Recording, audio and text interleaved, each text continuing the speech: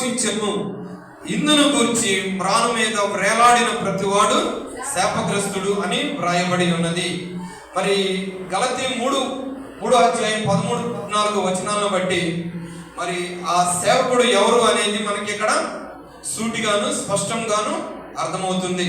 మరి అక్కడ అతనిలో దేవుని ఆత్మను ఉంచాను, అతడు మరి అన్యజనులకు న్యాయం తీరుస్తాడు అనేసి మరి యెషయా 42:1 సెలవిచ్చి ఉన్నాడు.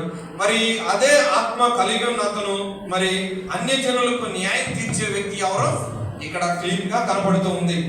ఆత్మను గురించిన వాగ్దానము విశ్వాసము వలన మనకు లభించినట్లు, అంటే ఇక్కడ ఆత్మ ఏదైతే ఉందో ఆ ఆత్మ ఇక్కడ కనబడుతూ ఉంది. అంతేకాకుండా మరి అబ్రహాము పొందినటువంటి ఆశీర్వచనము క్రీస్తు యేసు ద్వారా అన్యజనులకు కలుగుటకు మన కొరకు శాపమై మనల్ని ధర్మశాస్త్రం యొక్క శాపము నుండి విమోచించాడు. అదే ప్రభు అయినటువంటి యేసుక్రీస్తు అనేసి ఇక్కడ సెలవిస్తూ ఉంది. మరి ఆ సేవకుడు ఎవరు అంటే మన ప్రభు అయినటువంటి యేసుక్రీస్తు వారు. ఎందుకయ్యా అన్యజనుల నుండి మరి మనల్ని వేరుపరిచాడు, మనల్ని ధర్మశాస్త్రం యొక్క శాపం నుండి చూపించాడంటే మరి ధర్మశాస్త్రం అన్యజనులైనటువంటి మనల్ని అందరినీ శాపగ్రస్తులుగా చూపిస్తుంది. ఎందుకు అంటే రోమీయులకు రాసిన పత్రిక 1:23 చూద్దాం.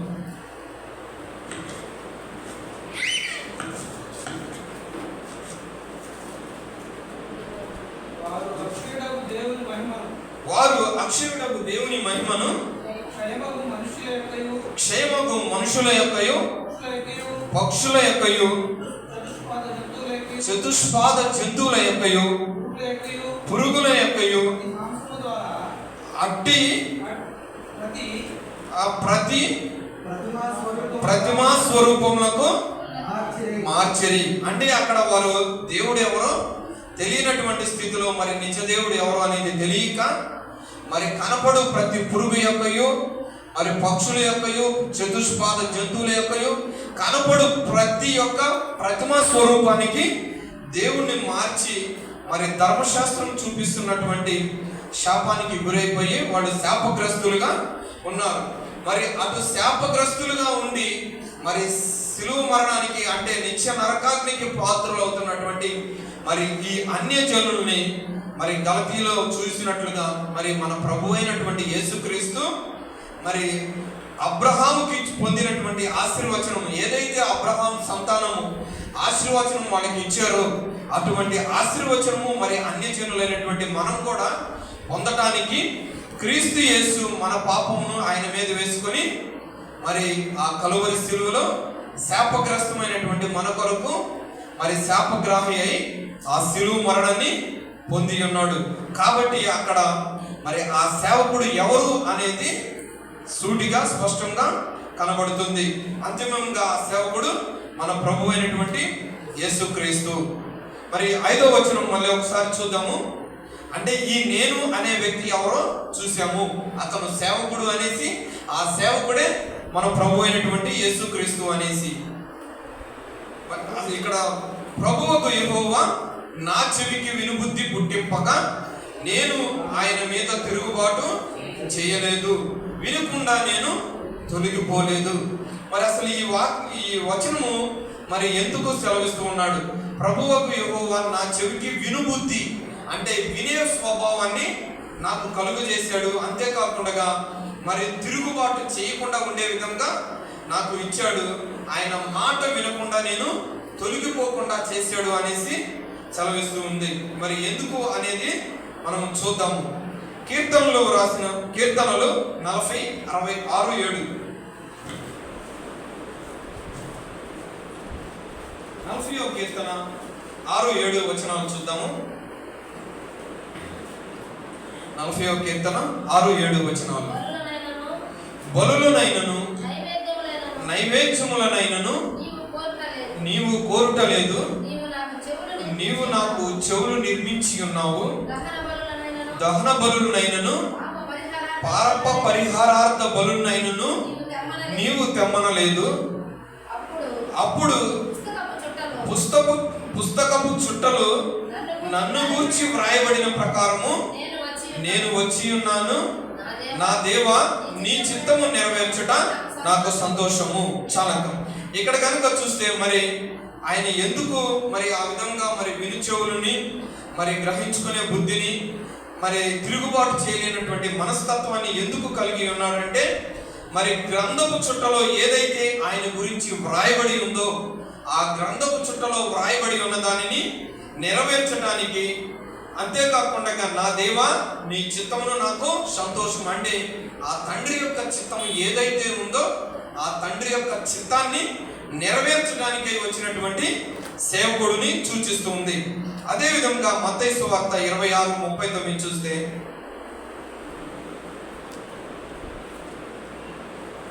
మత్తయి సువార్త 26:39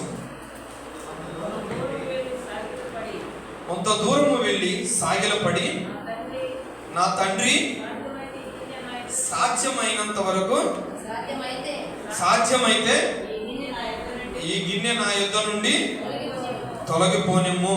చాలా అంటే ఇక్కడ తండ్రి చిత్తం ఉంది. ఆయన యొక్క శ్రమలు గిన్నె అతని మీద పొరులు రావడానికి సిద్ధపడుచు ఉన్నది. అలాంటప్పుడు మరి తండ్రి యొద్దకు ప్రార్థన చేస్తూ ఉన్నాడు, తండ్రి నీ చిత్తము నెరవేర్చుము అని. నీ చిత్తమైతే ఈ గిన్నె నా నుండి తీసివేయము, ఆయనను నీ చిత్తాన్ని నెరవేర్చుమని. అంటే ఇక్కడ మనకి తండ్రి చిత్తాన్ని నెరవేర్చడానికే వచ్చినటువంటి సేవకుడుగా మనం చూడవచ్చు. అదేవిధంగా యోహాను సువార్త 14:31 చూద్దాం.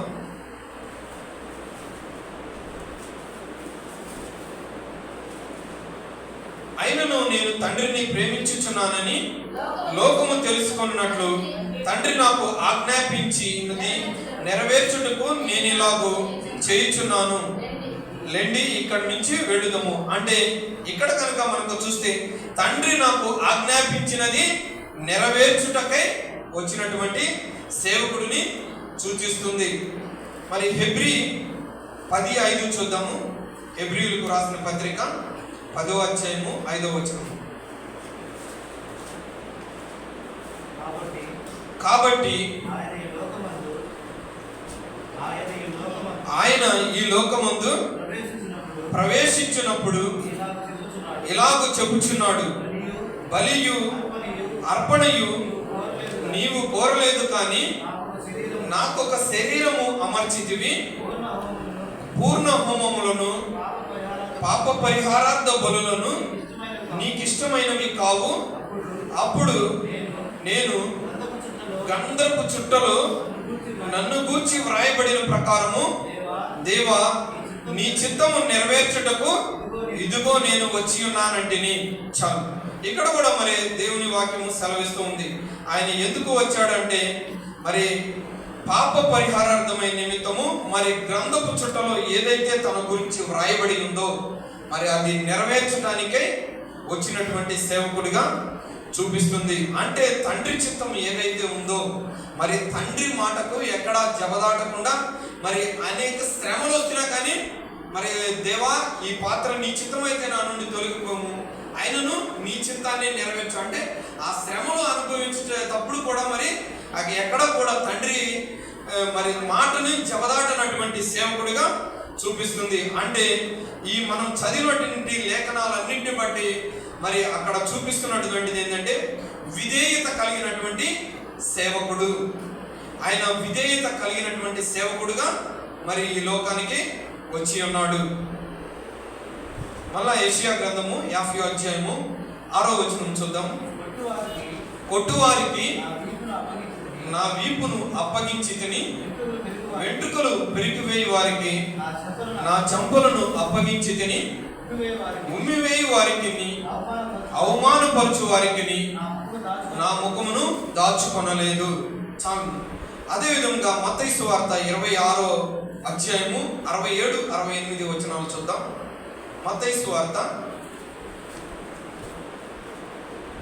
26 అప్పుడు ఆయన ముఖం మీద ఉమ్మి వేసి ఆయనను గుద్దిరి. కొందరు ఆయనను అరచేతులతో కొట్టి క్రీస్తు నిన్ను కొట్టిన వాడెవడో ప్రవచించుమనిరి. అదేవిధంగా ఇదే మత్తయి సువార్త 27:30-31 చూద్దాం. ఆయన మీద ఉమ్మి వేసి 6 ఎల్లును తీసుకొని దానితో ఆయన తల మీద కొట్టిరి, ఆయనను అపహసించిరి. తరువాత ఆయన మీద ఆ అంగీని తీసి ఆయన వస్త్రములు ఆయనకు తొడిగించి సిలువ వేయుటకు ఆయనను తీసుకొని పోయిరి. మరి ఈ 6వ వచనం బట్టి చూస్తే, మరి పుట్టువారికి నా వీపును అప్పగించి తిని వెంట్రుకలు పెరిగి వేయి వారికి నా ముఖమును నేను దాచుకోలేదు అనేసి సెలవిస్తూ ఉంది. అదేవిధంగా మత్తయి సువార్త 26:27 వచనంలో కూడా చూస్తే, అక్కడ శ్రమలను అనుభవిస్తున్నటువంటి సేవకుడిని చూపిస్తూ ఉంది. తండ్రి చిత్తము మరి ఏదైతే ఉందో, మరి గ్రంథపు చుట్టలో ఆయన గురించి ఏదైతే వ్రాయబడి ఉందో దానిని నెరవేర్చడానికి వచ్చినటువంటి సేవకుడు మరి ఇక్కడ ఏం చూపిస్తూ ఉందంటే, ఆయన శ్రమలను అనుభవిస్తున్నటువంటి సేవకుడిని సూచిస్తూ ఉంది. అదేవిధంగా 7వ వచనం చూద్దాము. ఇదే 50వ అధ్యాయము 7వ వచనంలో, ప్రభువకు యెహోవా నాకు సహాయం చేయువాడు కనుక నేను సిగ్గుపడలేదు, నేను సిగ్గుపడనని ఎరిగి నా ముఖమును చెక్కుముక్కి రాతి వలె చేసుకొంటిని. మరి అక్కడ దేవుడు సెలవిస్తూ ఉంది ఏంటంటే, మరి ఈ సిలువ శిక్ష పొందేటప్పుడు మరి ఆయన ముఖం మీద ఉమ్మి వేశారు, పిడిగుద్దులు గుద్దారు, సిలువకు అప్పగించారు, ఎల్లుతో పొడిచాడు, ఇవన్నీ చేశారు. మరి నేను సిగ్గుపడనని ఎరిగి, అంటే దేవుడు ఇది కలుగ చేసింది సిగ్గుపడటానికి కాదు. మరి ఎందుకు అంటే, ఇదే యెషయా గ్రంథము 52:13 చూద్దాం. 52:13 బాధ పెట్టువారు ఆలకించుడి, నా సేవకుడు వివేకముగా ప్రవర్తించును, అతడు హెచ్చింపబడి ప్రసిద్ధుడై మహాగణుడుగా ఎంచును. అదేవిధంగా 53:12 చూద్దాం. కావున గొప్పవారితో నేను అతనికి పాలు పంచి పెట్టెదను, గనులతో కలిసి అతడు కొల్ల సొమ్ము విభాగించుకొనును. ఏలయనగా మరణము నొందునట్లు అతడు తన ప్రాణమును ధారపోసెను. అతిక్రమములు చేయు వారిలో ఎంచబడిన వాడైను, అనేకులు పాపమును భరించెను. తిరుగుబాటు చేసిన వారిని గురించి విజ్ఞాపన చేసెను.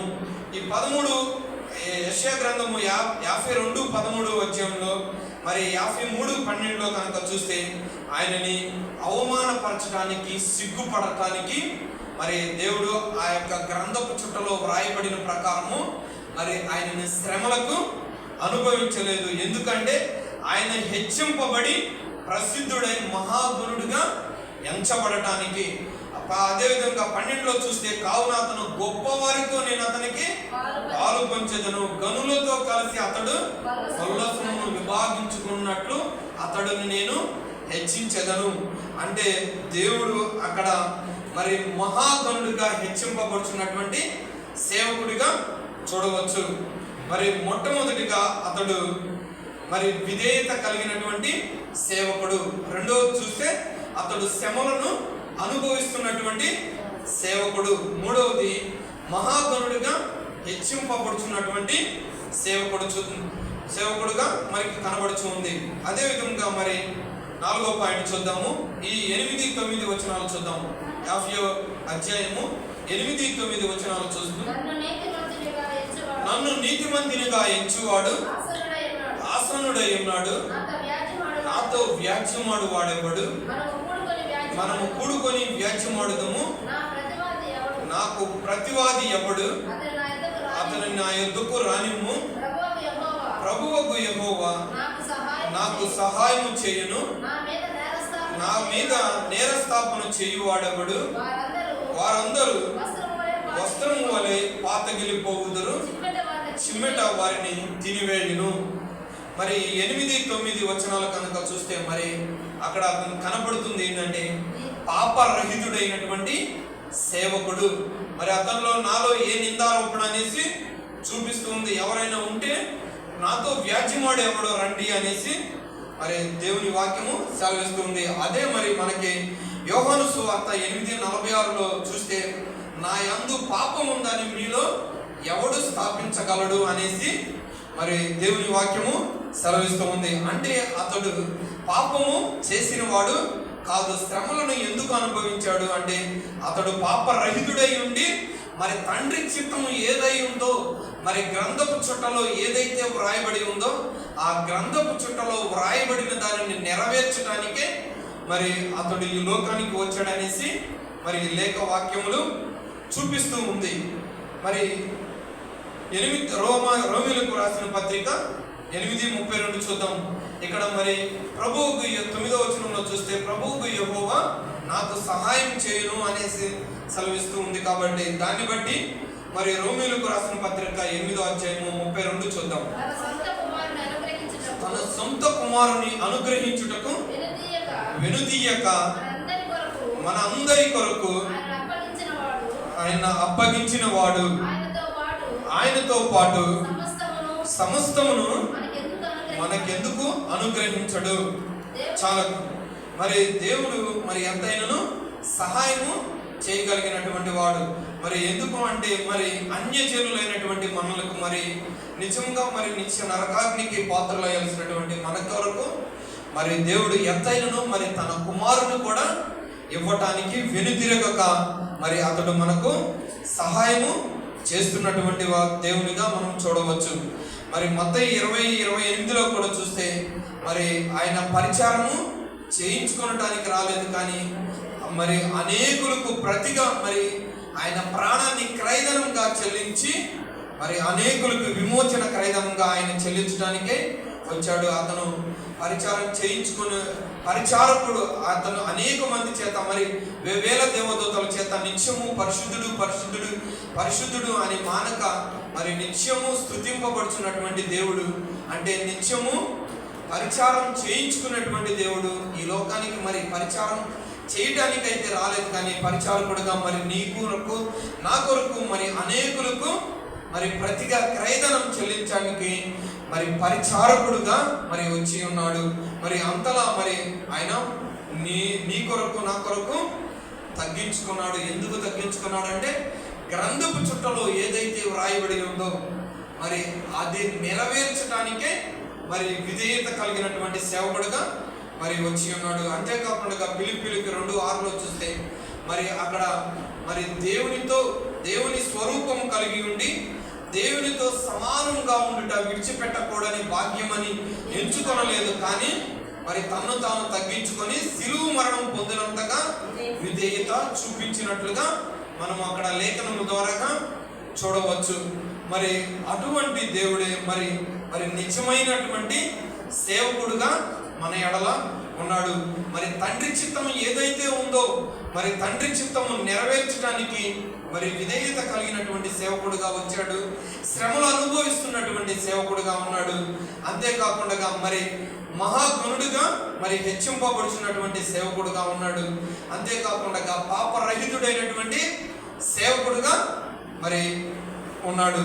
అంతేకాకుండా మరి అది దేవుడు తన తండ్రి మరి ఏదైతే మరి తన గురించి వ్రాయబడి ఉందో అది నెరవేర్చడానికి మరి మన ఎడల మరి దేవుడు మరి అతను తన్ను తాను తగ్గించుకొని పాపరహితుడిగా మరి శాపగ్రస్తులమైనటువంటి మన కొరకు ఆ శాపగ్రస్తమైనటువంటి మరణాన్ని పొంది అనేకులకు ప్రతిగా మరి ఆయన క్రయధనంగా మరి తన ప్రాణాన్ని పెట్టి ఆయన రక్తాన్ని చివరి రక్తబొట్టు వరకు కూడా మరి కార్చినటువంటి దేవుడుగా చూడవచ్చు. మరి ఆయన దేవునితో సమానంగా మరి ఉండుట విడిచిపెట్టకూడని భాగ్యమని మరి ఎంచుకోలేదు, కానీ సిలువ మరణం పొందినంతగా మరి విధేయత చూపించి మరి మన ఎడల కూడా మనకి సేవకుడుగా ఉన్నాడు.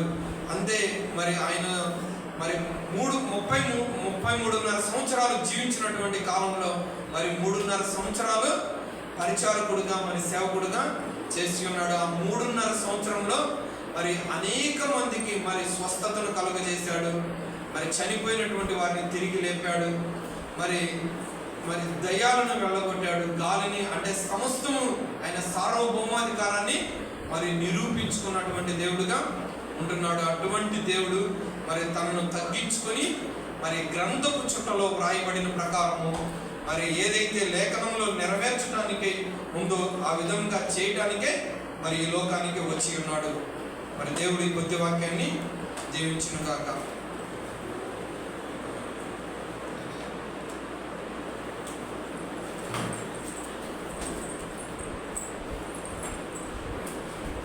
మోకరించి తల వంచి అలగుస్తుందా